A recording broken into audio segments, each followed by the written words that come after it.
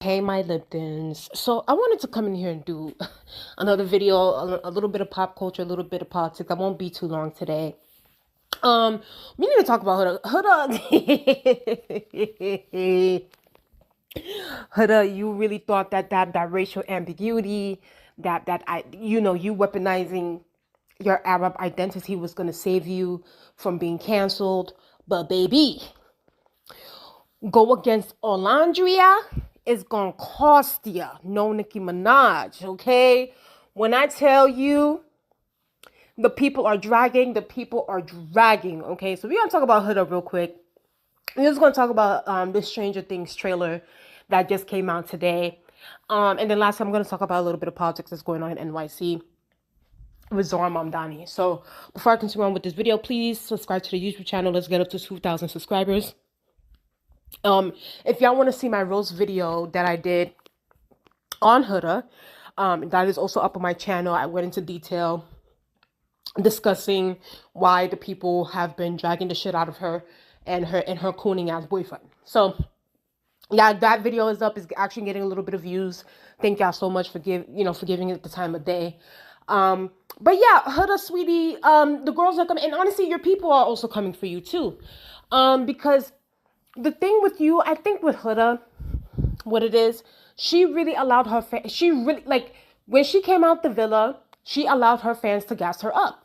She allowed her ditzy fans to gas her up, thinking that there's no accountability, nobody can tell her nothing, she's just top dog, top shit, because she has the most followers out of all of the other islanders, that therefore she can just do and say and move the way that she can move, and nobody can ever touch her.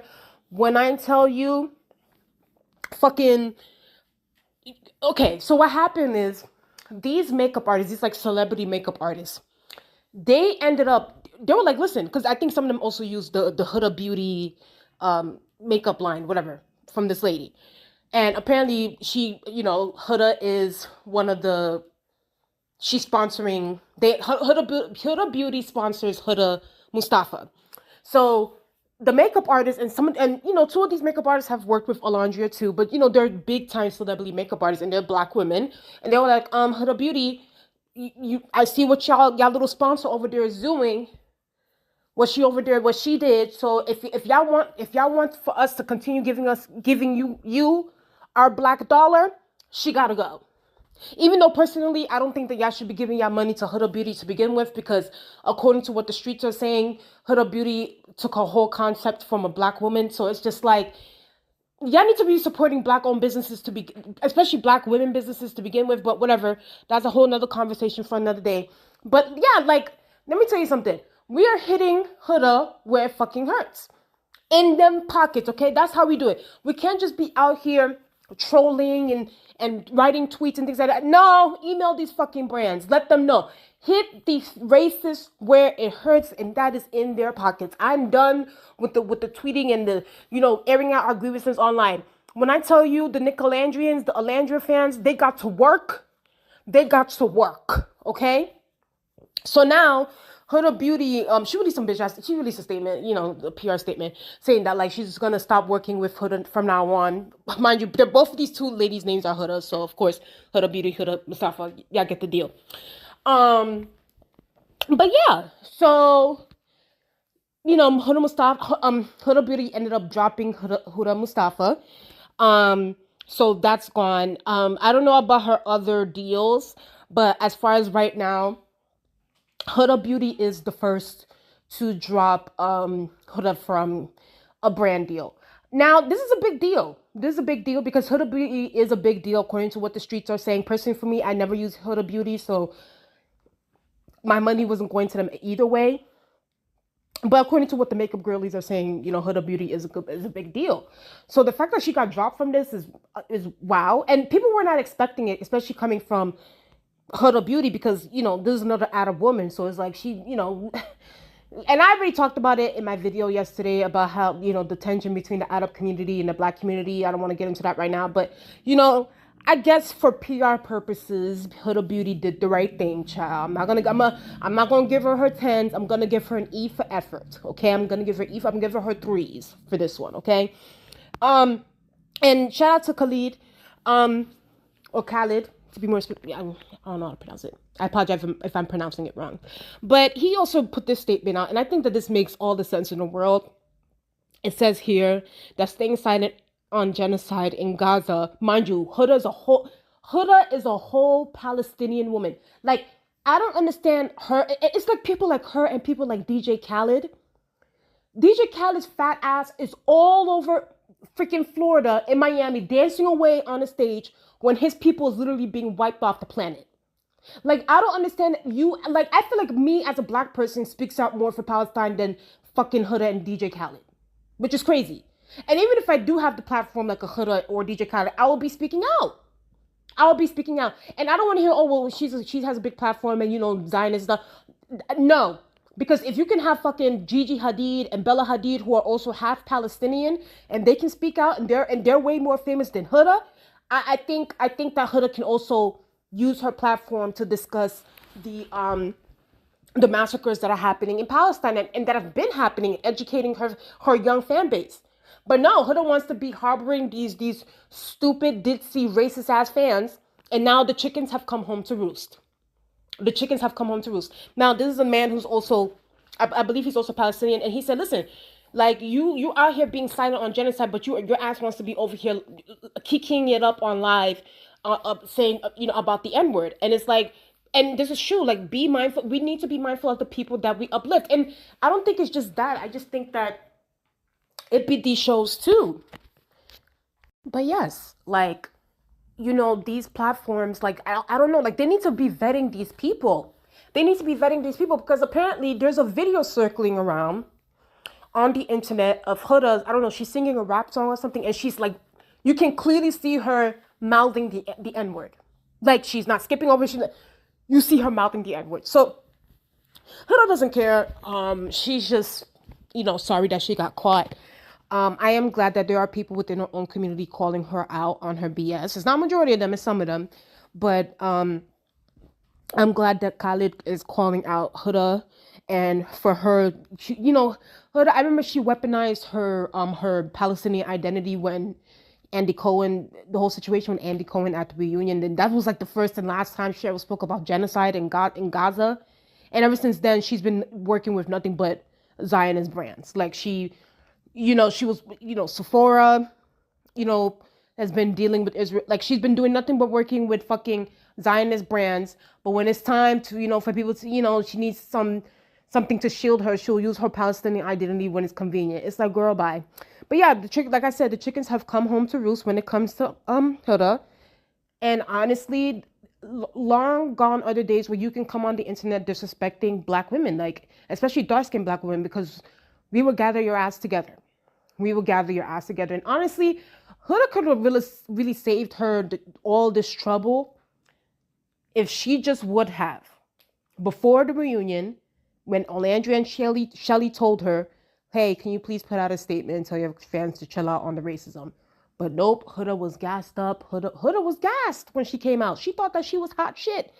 Baby, that brand is going down the toilet, okay? So, yeah, those are just my thoughts as far as, like, with her situation. Do I think that she's going to be completely canceled? No. I feel like, she'll still have something. She'll still have a little something, but I just don't, right now she's going through, right now, belt is to ass right now. Belt is to ass. So, yeah. Next I want to talk about Stranger Things. So, listen, the trailer just came out. I'll be honest with you. Y'all already know. I was a Stranger Things fan. I watched all 4 seasons. Obviously, this cast has turned me off due to a good amount of the Zionists that are on this cast. So, and it's like, I'm so conflicted about watching season 5. But I will say this though, and maybe it's because of the algorithm and because I've been with the Love Island stuff and things like that. Like I didn't really see it trending, but I did see Pop Base post it, and the trailer does look good. I will say, like, yes, you can definitely feel like, oh my god, like they took forever with this, but I'm glad that they released the trailer now, especially being that tomorrow is November, and saying that, hey, like, the first half of the season is coming out towards like the end of November. So yeah, I guess we can kind of anticipate it. And then towards the end of the trailer, I saw. Y'all already know how I feel about Noah Schnapp. Like, I hopefully when I do this review for season 5, like I can keep my bias aside when it comes to, because at this point I really don't give a fuck if Will dies. Like if Vecna kills Will, so freaking be it. Like him along with fucking Maury, his Zionist ass. You know, I just like I'm disgusted. I'm disgusted. So, but that's the thing too. I want to know how well the numbers are, and I do. Don't get me wrong. Of course, like there are people that don't care, but like I do want to see if there's like a dip. Will there be a dip in the streaming numbers compared to season 4, because especially with like a lot of the controversy that happened with the cast and their stance on genocide and that sort of thing. So it's gonna be interesting. It's gonna be interesting, but the trailer does look good though. The Vector looks scary as hell, so we'll see. But I will say this though, there definitely needs to be a death, like, and it needs to be like an important death. Like the fact that it is no shade, the fact that Max is, and I know people are not gonna like this because they're a Max fan, but I honestly feel like they should have just killed off Max instead of making it seem as if like she's going through this woo woo phase. Like, just kill her off, like, so that it can really like hit us and like, you know. But yeah, there needs to be like a major death, like maybe 1 or 2 at least for season 5. Like somebody has to die. And honestly, y'all already know I'm ready to sacrifice Will, so there's my thing. But yeah, you guys tell me who you guys think is gonna be Gonzo towards the end of season 5. But let me tell you something. It definitely is gonna look brutal. Season 4 is brutal. It looks like season 5 is gonna be brutal too. So, but yeah, well, I'll definitely be catching up on that. Last thing I want to talk about Zohran Mamdani. Listen, the New York City mayoral race is coming up. It is early voting. You know, the odds are looking real good for Zohran, but however, we can't sleep. Listen, God cannot sleep on this, because the billionaires, y'all, these especially these Zionist billionaires, I think they said there's now, it's like 25 million that they put against Zohran and giving it to Andrew Cuomo, even though it doesn't make any sense, because y'all literally gave Andrew Cuomo 35 million in the primary, and yet Zohran still won by like 13 points. So it's just like, clearly the money ain't the money ain't really doing anything for the people. You have to have actual grassroots support in order to win elections. And at this point, like, these billionaires, they think money and listen, money does talk in certain situations. Money does talk, and it talked for a while in politics, but I honestly feel like those days are going to start being long gone.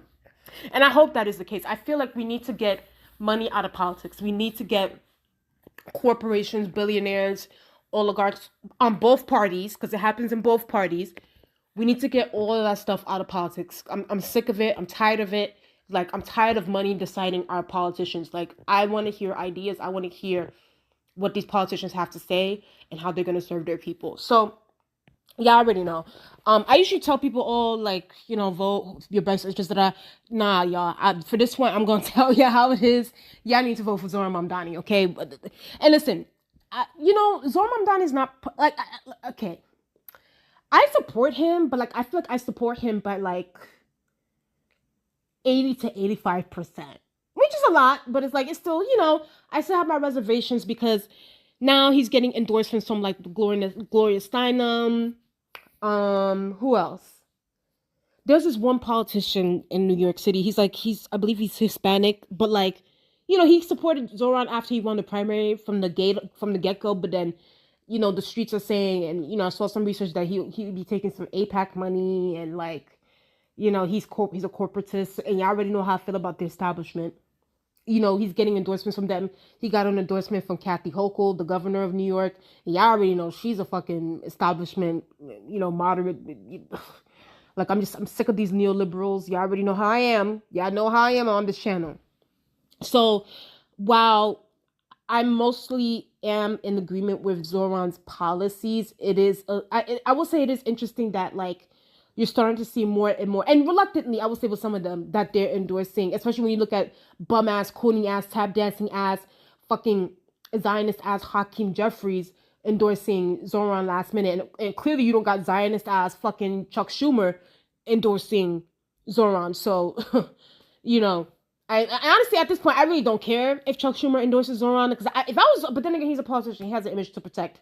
But if I was Zoran, I would have been like, girl, I don't need it. Like, I have the people on my side. Why the hell do y'all guys keep asking me, oh, why isn't Hakeem Jeffries and Chuck Schumer endorsing me? Fuck them. Like, I don't care. So, but whatever. But now you see the growing silence and stuff like, so that's the part where it's like, okay, like, I think they see the writing on the wall with Zoran, and it's like they don't agree with his politics, like majority of it. And it's like, I guess they're looking at it from an instance like, okay, like maybe we're gonna lobby him behind the scenes to be more moderate. And I give one example when it comes to that, because in New York there's this like a police commissioner, her name is Jessica Tisch, and like she's like extremely Zionist, like extremely Zionist. Like she was just up there on the ADL condemning the campus protesters and things like that, the encampments. Like, and mind you, her family, that Jessica Tisch family, you guys can go look this up. The Tisch family is literally giving millions of dollars to Andrew Cuomo in his campaign against Zoran. So I'm just like, girl, it's not just that she's freaking Zion, she's also putting money against you and things like that. So in the beginning, if y'all can go back, Zoran was very much so like, I'm not too sure if I'm going to keep Jessica Tisch. Like, I'm kind of iffy about her. Like, she, Zionist tease all the way, like, da-da-da. But now, especially this last debate that he had, he changed his stance. And he was like, oh, yeah, I'm going to keep Jessica Tisch. She rooted out corruption in the NYPD, blah, blah, blah, blah, blah. So, I would say, like, the more activist side of Zoran's coalition was a little bit disappointed in that, because they're like, well, Zoran, one of the reasons why we support you, and of course they're not one, of course, like even me, I'm not a one issue voter, but like, but the main reason why I supported you is because how your stance on Palestine, and how you supported the campus protesters, and you supported the liberation of Palestine. Is like, now you want to keep the fucking police commissioner, who is a whole Zionist and who condemned and sent NYPD on these students cracking their heads in. Is like, it's giving like, the establishment got to you. But then again, it's like, you can see that too with his, like, I don't know, like, it's like, I don't know, it's like almost like a double-edged sword, I feel like, with Zoran, because I'm like, okay, like, he's in NYC, he has to make some concessions with these establishment folks, like, and that's what it's giving. And I heard that Kathy Hochul was the one that kind of convinced him to keep Jessica Tisch on as the police commissioner and stuff like that. So he had to make, and listen, I hope if that was the case, which I do believe that was the case, I hope if that was the case, Zoran should have been like, okay, I'm gonna keep your homegirl, but once I get into office, once I win this freaking election, God willing, you're gonna have to give me my free buses, my free childcare, my universal pre-K, my my rent stable. You gotta give me some of this. I'll keep your little homegirl over there, but you're gonna have to give me some of this. So I hope that I scratch your back, you scratch mine. What's going on behind the scenes with Kathy Hochul.